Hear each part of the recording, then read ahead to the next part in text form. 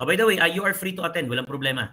Okay, so let's proceed with our projectile.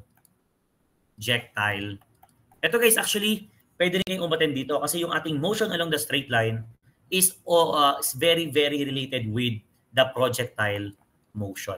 Ayan. Okay, so sige, para may idea po kayo. Okay, so Erich, makikirecord po ako ha. Pasuyo po ako. Okay, so let's proceed with our projectile motion. So sabi ko nga guys, ang projectile motion is simply a combination of what? The horizontal motion together with the vertical motion. Sir, ano lang po ang ating principle regarding horizontal? Tatandaan nyo guys na kay horizontal, constant ang velocity. Therefore, acceleration is always equals to 0. So para naman po kay vertical, okay, so sabi nga po natin, constant ang acceleration. So this is considered as a free, okay, falling body. Okay, so ngayon guys, sir, ano nga po yung ating formulang gagamitin dito? So again, papasok lang po ulit tayo kay Tito, Vic, and Joey. So X is simply, okay, VOT plus 1/2 A T squared. V is equals to VO plus AT, and we have V squared is equals to VO squared plus 2AX. Pero sabi nga natin guys, sir, pag sinabi pong horizontal motion, acceleration is equals to 0. Therefore guys, cancel po ito, and cancel po ito. Therefore guys, if you are going to take the square root of this, sir, same lang po siya ng ating velocity. Therefore, the horizontal velocity is constant. So therefore guys, ay yung ating magiging formula dito. Again, lagyan nyo lang po ng x component lahat. Sir, ito po ay magiging VOX and VX and VOX. So therefore, our formula for the horizontal is simply x equals what? VOXT para po kay horizontal displacement. At para naman po kay velocity, x component, so hindi po siya nagbago. Still, VOX. Sir, alin nga po yan? So if meron kang projectile guys, meron kang certain angle of theta, so your Vx or your Vox is always equals to what? VO cosine of theta. So para naman po kay vertical, yung formula po natin, y is equals to what? Okay, papasok po dyan si VOYT, okay, minus 1/2 G T squared. Vy is equals to VOY minus GT, and we have here Vy squared minus equals to VOY squared minus 2GY. So again guys, dito lang po ulit iikot yung ating magiging pinaka-formula. So para naman po kay VOY guys, VOY is always equals to what? So VO sine of theta. Ito naman guys, nakuha lang using po ng ating component method. Okay, so let us proceed with our first problem.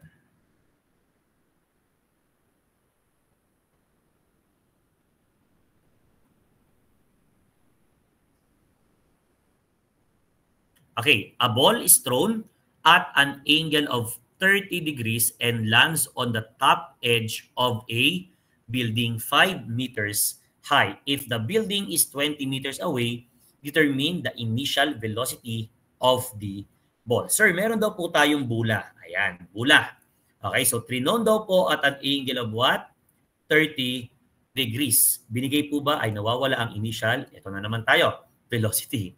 Okay, so nawawala po ang initial velocity. So siya daw po ay tatama sa top edge of the building that is 5 meters high. If the building is 20 meters away, okay, so determine the initial velocity. Sir, kung siya po ay magkakaroon ng trajectory na from this point papunta po dito, ano nga po ang common pagdating dito? Common po ang ating time. Okay, huwag pong kakalimutan. So ngayon guys, kung common po ang ating time, actually, sir, given ang X mo, given ang Y mo, so the best thing to do here is to use what? Yung ating general equation of the projectile.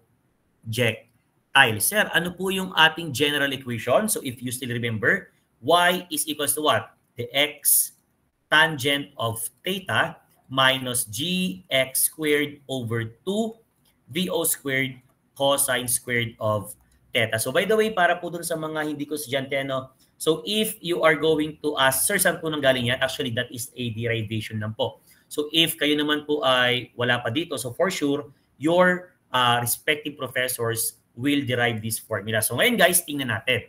Okay, so let us substitute the value na meron tayo. Ano po yung ating y? So we are above the reference or the initial point, therefore y is positive 5 meters equals, ano po yung ating x? So therefore guys, that is 20 meters. Tangent of theta, and theta is 30 degrees minus, okay, ano po yung gagamitin? Tayo po ay naka-SI, therefore 9.81 meter per second squared times x, which is what? 20 meters quantity squared over 2 times, okay, eto po ang nawawala, VO squared, then cosine squared of 30 degrees. So by the way guys, if you know how to manipulate this, mas malaking bagay po. Ano? Okay, and if you are familiar with the shape solve, pwede naman. So please find the value of V sub O.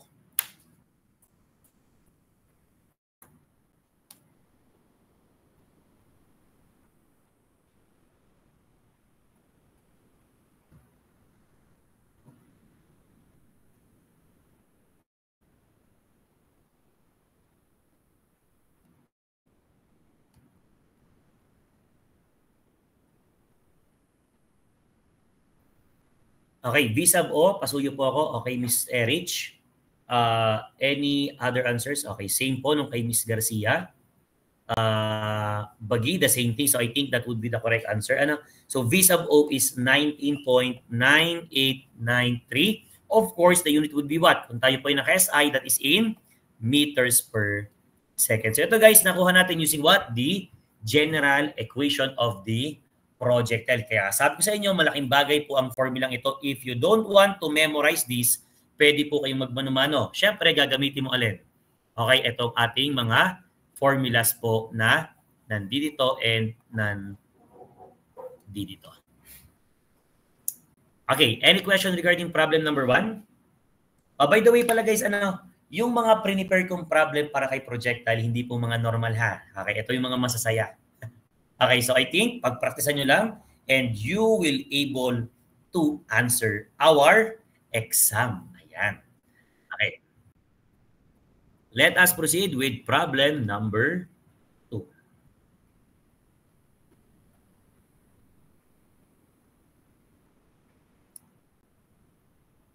Okay, problem number 2. So sabi dito, a projectile is fired at the top of a 30 meters high building at an angle of 20 degrees with the horizontal. If the muzzle velocity, so yung muzzle po is the initial, of the projectile is 300 meters per second, how long will it take to reach the ground? Okay, sir. Meron daw po tayong building. Ganda natin drawing para sa ating mga bisita. Okay. Pag drawing, sir, ito yung ating building.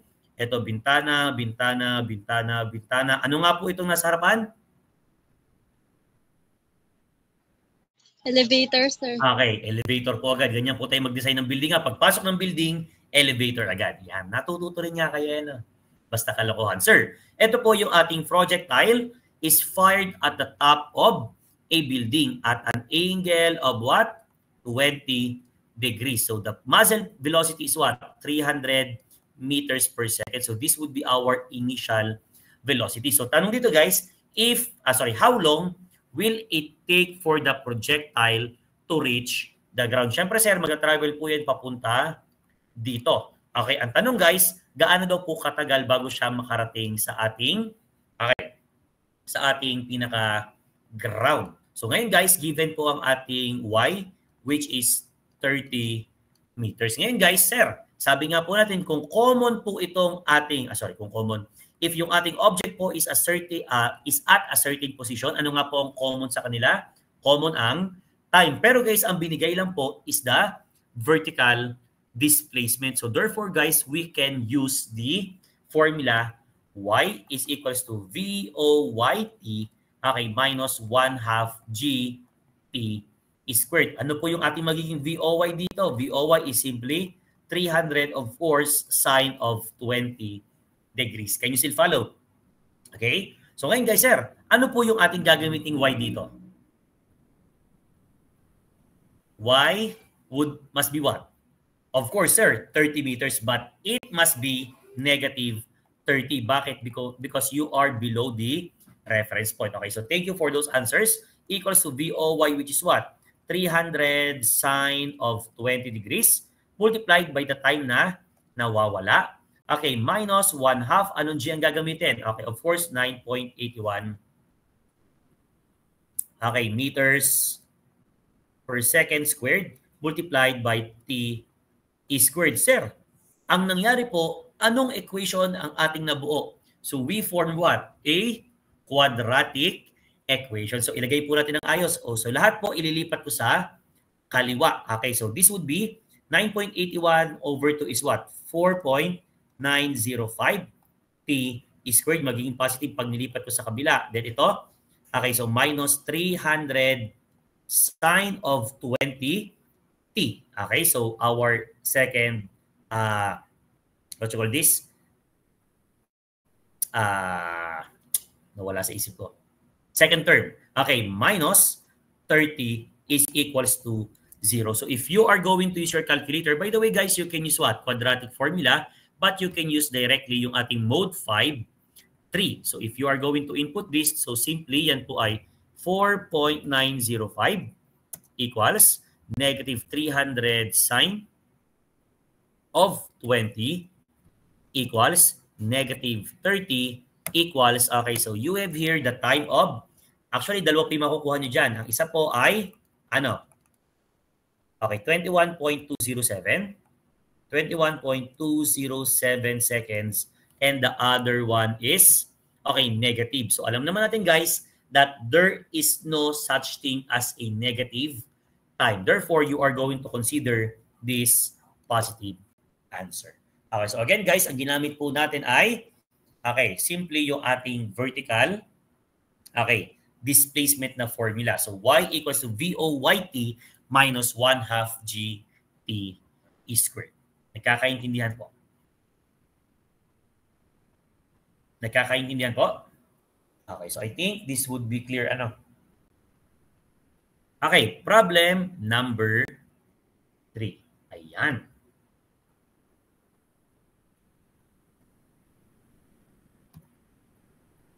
Okay, problem number 3.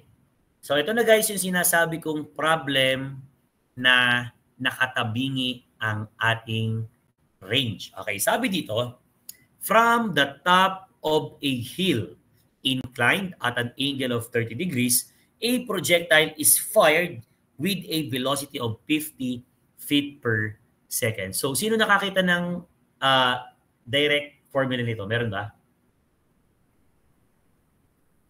May nakakita ba ng ganitong klase ng problem? Anyone?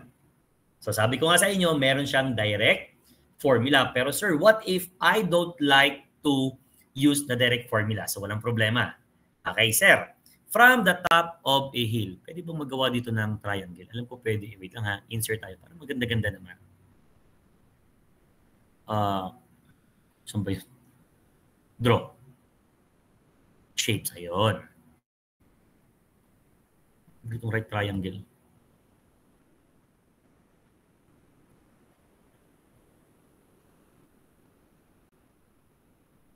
Huwag na.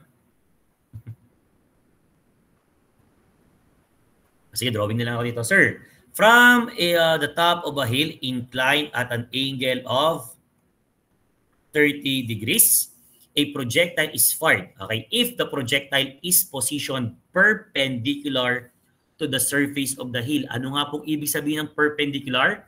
You will make an angle of 90 degrees. So therefore guys, para po siyang naka-ganyan. Yan po ang itsura ng ating projectile, 90 degrees. So our initial velocity is what?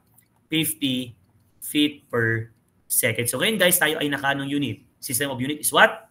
Okay, English unit. So ngayon guys, ano pang given? Determine its range down the hill. So ang ating trajectory guys, siya po ay mag-travel from this point papunta po dito.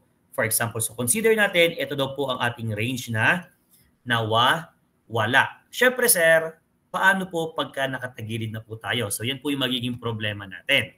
Okay, kaya nga sabi ko sa inyo, medyo maselan yung problem na ito. So, syempre guys, magkakaroon pa rin po siya ng vertical displacement, magkakaroon pa rin po yun ng horizontal displacement. So, yung ating X and Y. So, ngayon guys, analyze natin. If this would be a horizontal line, this is also what? 30 degrees. So, the other side, ito naman po ay magiging 60 degrees. Sir, saan po nanggaling yan? Because 60 plus 30 is what? Exactly 90 degrees. So, dito guys, again, ano nga pong equal pagdating po sa point na to? Equal pa rin po ang ating equal pa rin po ang ating time. So therefore guys, we can use what? The general equation of the projectile. Y is equals to the x tangent of theta. Okay. Ano yung formula? Minus gx squared over 2 VO squared. Okay. Cosine squared of theta. Okay, sir. Anong theta po ang tinutukoy dito? The theta that we are dealing with this is what? Yung ating, Okay, sir. Yun po bang 30 or yung 60? Tandaan nyo guys, yung ating theta dito is the angle of the projectile with respect to horizontal. Therefore, our theta is 60 degrees. Okay ba tayo doon? Okay, pero sir, how are we going to solve range? Range po ang hinahanap. So we are going to relate yung ating y and x sa ating range. Sir, anong nakita mo? Of course, triangle. Ayan, so walang kamatayang Pythagorean theorem or simply, sir, pag may angle, anong usapan natin? SOHCAHTOA. Ayan, sir. If I am going to use the sine, o sabi ko ng sine of alpha. So alpha is 30 degrees. So that would be what? So opposite na y over the hypotenuse of the r. So y is simply what? R sine of alpha. And if cosine naman po ang gagamitin natin, that is simply what? X over r, or simply x is what? R cosine of alpha. Sir, ano nga po ang alpha natin? That is 30 degrees. So ngayon guys, we are going to substitute lahat po ng ito sa ating general equation. Ano po ngayon yung magiging value ng y natin?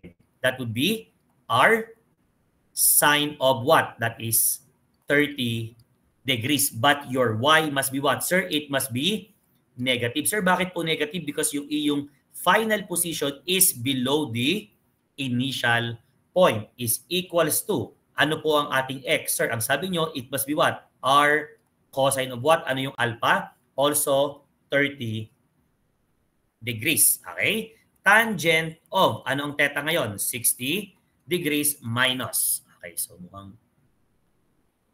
yan. Okay, minus. Anong g ang gagamitin dito? This would be 32.2 feet per second squared. Ano nga po ulit ang x? It must be what? R cosine of 30 squared all over 2 times. What is initial velocity, sir? Binigay po, that is 50 feet per second squared. Cosine squared. Okay, ano nga po ang theta ulit? The theta that we are going to use is yung ating 60 degrees. Nagkakaintindihan pa po ba tayo? Okay, so basically guys, if you are going to analyze, sir, makakancel po yung R dito, sir, tsaka yung isang R. Kasi ito, pag pinasok mo, squared and squared, cancel yung isang R. Ano po ang value ng negative sine 30? Pasuyo nga po ako. Okay na po, Mindon. Negative sine 30, anong value po nito? We are going to do negative 0.5. Okay, negative 0.5 equals. Ano po ang value ng cosine 30 tangent 60?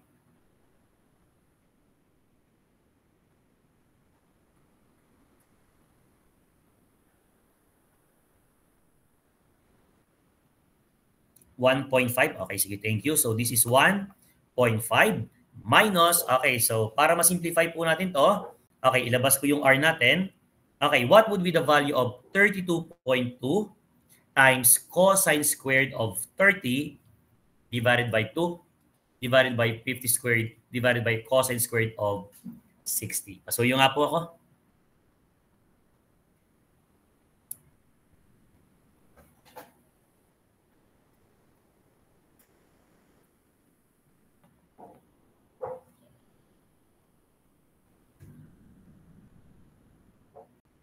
Okay, so that would be, okay, thank you Miss Castor, 0.0112.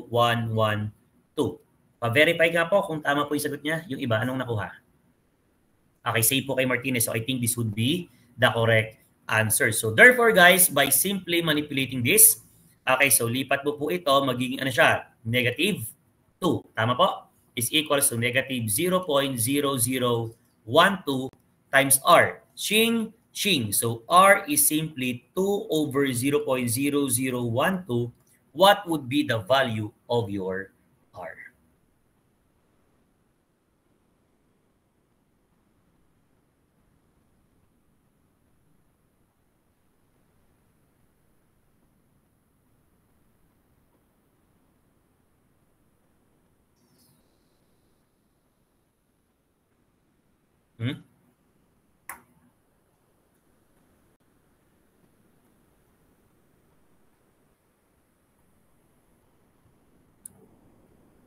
Tama po ba yung nakuha dito sa part na to, yung 0.0112?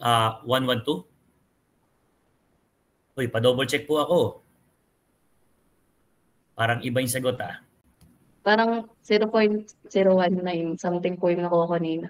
Ako naman pipindot, 32.2 times cosine of 30 squared divided by 2 divided by 50 squared divided by cosine of 60 squared. Okay, so this would be what? Ito ba yan? Opo, sir. Yan po nakuha. 0.0. Oh. Okay, mukhang may iba nga po. Sino ibigay sa akin nun? Okay, so sige po, palitan lang natin to 0.01932. So magkakaroon po tayo ng pagbabago dito. Ano nga po yung bagong value? 0.01932. 0.01932. 0.01932. Hindi ko pala na-squared yung isa. Okay lang, sige lang. Okay, palitan ko lang 2 over what? 0.01932. And what would be the value? Okay, so papasok po yung ating 103.5197. So by the way guys, in this part hindi na tayo nakapag-unit analysis, pero dapat alam natin that the range is what? Unit ng length. So therefore, kung tayo po ay naka-English, ano po ang ating unit dito? It must be in feet. Ayan, sorry. Okay, so we have here 103.5197 feet. Okay, so nakuha po ba yung problem regarding sa range na naka-incline? So again guys, meron po yung direct formula because if you have the direct formula, hindi nyo kailangan dumaan sa ganitong klase ng manipulation. Okay, any question? Okay pa ba ang ating mga future engineers? Hindi na. Okay, so yung mga handle ko section, yan po ang inyong haharapin. Ganyang klase ng mga exam ang inyong haharapin sa ating midterms. So by the way guys, huwag pong kakalimutan yung ating mga first chapters kasi I prepared what? Multiple choice question. Yung iba malungkot Okay lang yan. Ginusto nyo yan, di ba? Okay, problem number 4. Sabi ko sa inyo kaunti lang problems ang prepare ko kay projectile kasi matatagal kada problem. Okay. Ito. Isa sa mga paborito kong problem. Okay. Sabi dito, a projectile with an initial velocity of 500 meters per second is fired from a gun on a top of a cliff 420 meters above the sea level. If the projectile hits the water surface 48 seconds after being fired, determine the horizontal range of the projectile. So meron daw po tayong cliff. Mag-drawing ng cliff Yan, pwede na yan. Gawin natin makatotohanan. Tapos ito ang tubig. Ay, ibang kulay. Sige, gabi na. Kulay moon. Yan. Okay, sir, meron daw po tayo ditong projectile. Okay, is fired at, sir, walang binigay na angle, pero ito ay hindi sinabing projected horizontally. So therefore guys, nawawala ang ating angle theta. Meron tayong velocity na ano? Okay, 500 meters per second. Yung ating height of the cliff is 420 meters above the sea level. So sasabi nito guys, if the projectile hits the water, okay, after 48 seconds na time, pinapahanap po ating horizontal range. Okay, sir. Kung x ang pinapahanap, ano nga po ang formula ng x natin? Nag-iisa naman po yan. X is simply what? X is what? VOX times the time. Sir, x is simply, ano pong VOX? Again, that is VO cosine of theta multiplied by the time. So, x po ay nawawala. Anong VO mo? 500. Yun lang ang problema. Wala kang theta. Ayan. Sir, nawawala din po So, given ang time na 48 seconds. So, ngayon guys, pag nahanap mo ang theta, solve na ang problema mo. Ang tanong, paano mo siya hahanapin? So, ngayon guys, ano pa ang given natin? Sir, binigay po ang ating y which is what? 420 meters. Ano nga po ang formula ng ating y? Kasi po, alam ko equal ang time, tama? So, y is simply what? VOYT, okay, minus 1/2 GT squared. Equal po ba yung time ng dalawa? Yes po. Ano ang y na gagamitin mo dito? It must be what? Okay, it must be negative 420 equals, anong VOY natin? 500 sine of theta. Anong time mo? 48 seconds. Minus 1/2. Anong G ang gagamitin, sir? SI tayo. 9.81 pa rin po times the time of 48 second squared. So dito guys, kindly manipulate po. You can find now the value of theta. Okay na po yung mag-manipulate.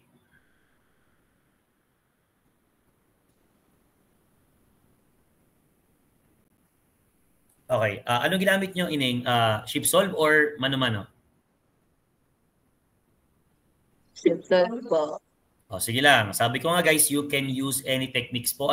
Pero by the way guys, so although alam na po natin yung mga ShipSolve, please wag po tayong magre-rely sa mga ganyan. So hanggat maaari, habang tayo nasa general engineering, mag-practice po tayo ng manual computation. So this would be 26.907 degrees. So kung meron ka ng theta, salpak mo na lang yan, 500 cosine of 26.907 degrees times 48 seconds. So what would be the value of your x or the horizontal displacement?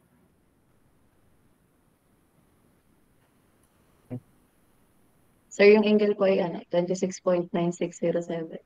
96. Sorry. 9. Pwede na yan.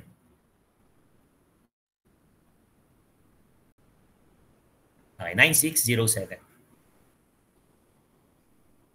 What would be the value? In meters tayo. In meters, that would be?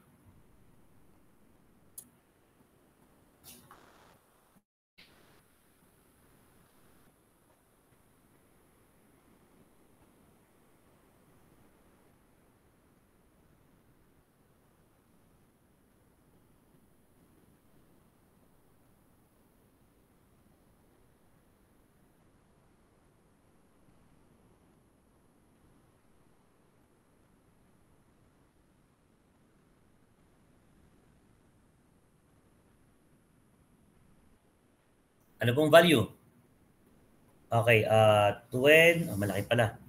21,391.6251. May nakita akong 5.8. Depende po kung nag-store siguro kayo. So I think the answer here is, ito na, 6251. Okay, of course in meters. The question is, sir, bakit po hindi applicable dito yung formula ng range na ating dinerive dati? Ano nga po yung formula ng range doon? That is V O squared sine 2 of theta over what? Over G. Tama? Sir, bakit po hindi ito applicable? Tandaan nyo guys, ang range na formulang ito is applicable lamang if you have a projectile, okay, na merong horizontal surface. Okay, yung range na ito ang hinahanap. Nagkataon po kasi dito na tayo ay above the initial point. Nagkakaunawaan po tayo. Okay, so thank you for those answer. Ayan. Okay. So now guys, we are down with our, ang haba din pala. Okay, so we are down with our last problem. Okay.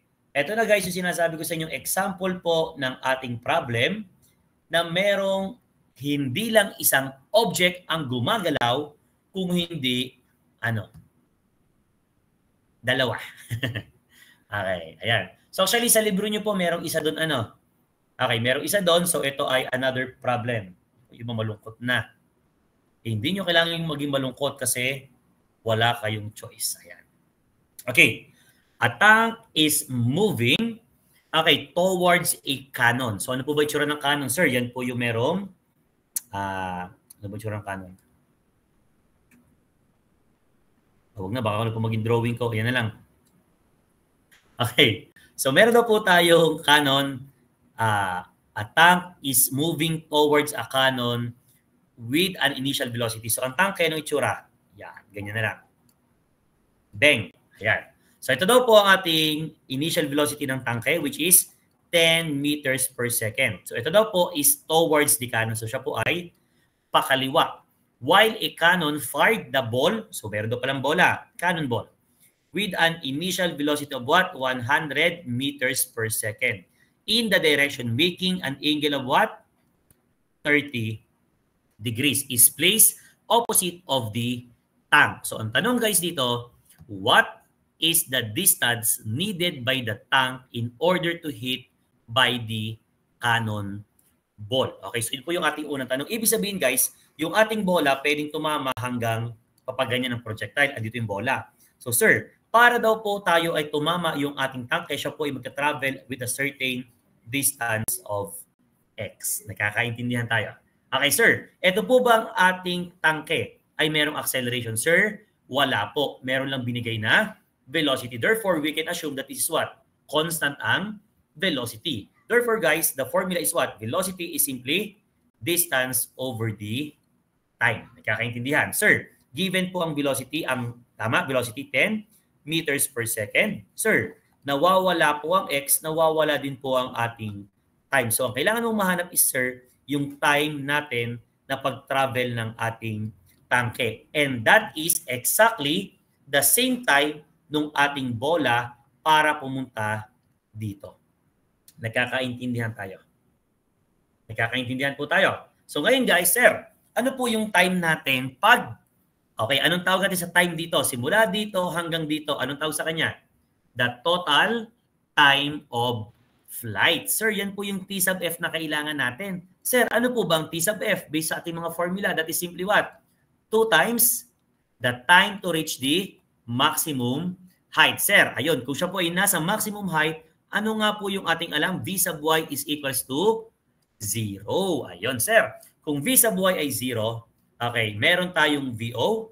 Okay, at time po ang ating nawawala, T sub h. Anong formula ang pwedeng gamitin? So, pwede pong gamitin sino? The second formula, that is V sub y equals to VO minus G times T. Sir, bakit nga po naging G? Kasi we are pertaining with vertical motion. So we are dealing with what?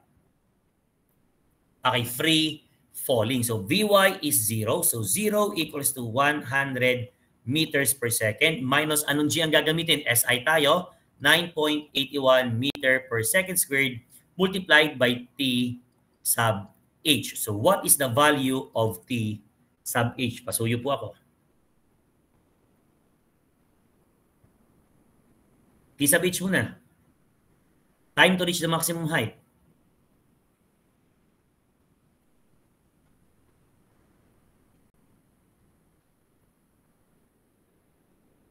$10 point something na. Ay, sorry. BOY rather. Ano ba yan? Okay, BOY, that is what? Sorry. Hindi ko napansin. Okay. Oo nga naman. Okay, BOY. So, dapat po, ano yan? Sorry. It must be okay, 100 what?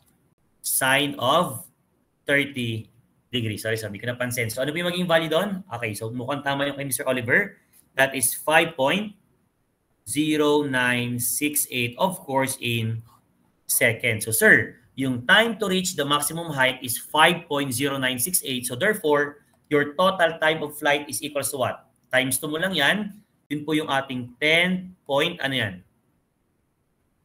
Yun na yun, yung 1937 na nakuha nyo. 1937. Okay, so this is in seconds. So therefore guys, para po makuha yung ating distance x, this is simply 10 meters per second times the time of flight, which is 10.1937 seconds. Shing. Okay, ano daw po ang, sabi nito, what is the distance needed by the tank in order to be hit by the cannonball? What is the value of x po natin? Okay, so 101.9367, of course, in meters. So meron ka na sagot sa una. Una pa lang yan.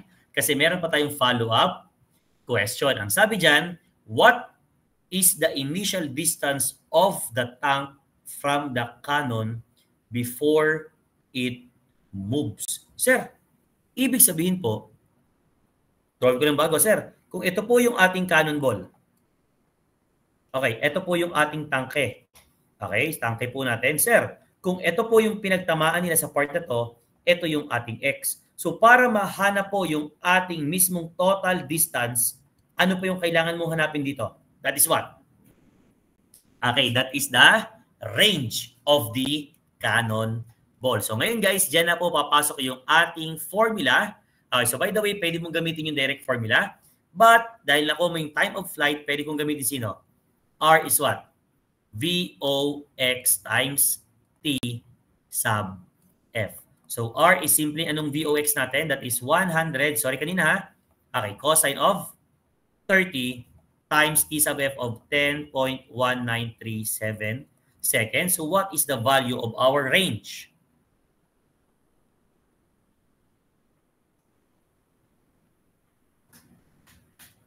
Okay, 882.8003, of course, in meters. So, eto na po ba ang sagot? Hindi pa, kasi ang tinatanong, what is the initial distance of the tank from the cannon before it moves? So, the total distance is simply yung R natin na 882.8003 plus yung ating X na 101.9367. So, the total distance is simply what? 900? Ano to? 80, okay na, okay, 4.7370. Nag-store ka, Ian? Okay, so dalawang po same, Lloyd same. So this would be, okay, the final answer in meters. Ito yung ating total distance. Okay, so future engineers, any question so far? So far, tapos na po tayo. Okay, so actually guys, mag-practice lang po kayo ng mga problems dyan. Not totally the exact problem naman siguro. So siguro yung concept niya. Katulad po ng problem number 5, sir, gumagalaw yung isang cannonball tsaka isang tangke. So actually guys, dyan lang po maglalaro ang ating... Okay, so by the way, I will be sending this mamaya po, i-PDF ko lang para meron kayong maging reference. Okay, so, ayan. So, any question po? Okay, so kailan nga po ang ating midterm sa physics? That would be on Friday, 7 a.m. sharp. So, please po, walang malilate. Nagkakaintindihan? Okay, so by the way, andito po ang class rep ng Section 3. Of course, Erich. Section 4, Hanalay, andito po. Okay, Section 7, Cervantes. Any representative? Section 7, meron? Okay, makuha. How about Section 11? Ginhawa. Section 13. 13 ay sina, Arya? Okay. Section 16? Okay, si Hanamichi Sakuragi. Sino pa? May nakalimutan pa ba akong section? Wala na. Okay, so ganito guys, yung ating pong activity sa libro, ayan. Siyempre po, yan po ay ipapasa. Okay, so mamaya po or until tomorrow, I will be giving you yung ating LMS code. Ibig sabihin, mag-e-enroll po kayo sa LMS code at doon nyo po i-upload ang inyong activities. Nagkakaintindihan? Oy, guys, yung iba po ay nagsasadreact. Ibig sabihin ba, hindi pa kayo nagagawa ng activity nyo? Or, should I say, hindi kayo nagpa-practice mag-solve? Okay, so yan po yung purpose ng ating activity. Actually guys, kahit po sabihin kung hindi nyo sagutan, kailangan sinasagutan nyo po yan. Okay, for your own benefits din po. Okay, so mamaya po or bukas, bibigay ko yung LMS code. Okay, enroll po ang lahat, pa-inform po ang klase. Then, syempre, upload po natin yung ating file. Dapat po ay naka-PDF. So, I will be giving instructions naman po. Okay, so any concern? Makuha. Sir, kailan po mismo ang deadline? Deadline po, pwede ko namang i-deadline ng Friday. Or should I say Thursday night?